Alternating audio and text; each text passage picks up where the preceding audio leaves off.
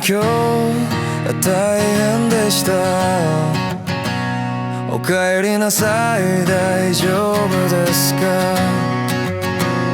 ご飯はもう食べましたか？はい、たくさん食べました。でも美味しかったです。今日はどうでしたか？すごく疲れました。手も足も疲れました。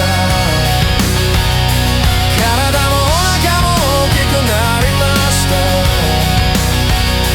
背が高くて声が綺麗です。髪を触ってもいいです。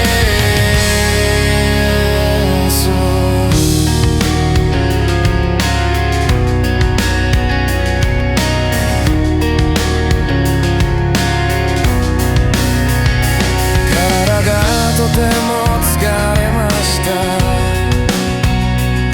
足も少し大変でした。でも公園で犬と遊びました。犬はとても小さかったです。一緒に走って楽しかったです。今日はどうでしたか？すごく疲れました。手も足も疲れました。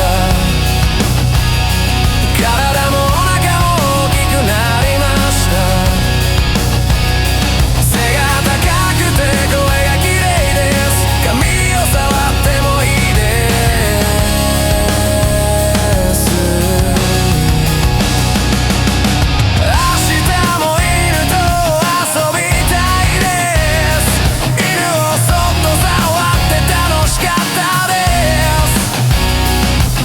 声は小さくて可愛かったです。お腹がいっぱいで寝たいで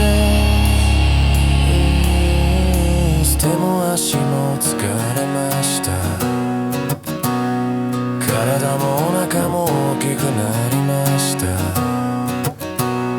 背が高くて声が綺麗です。髪を触ってもいい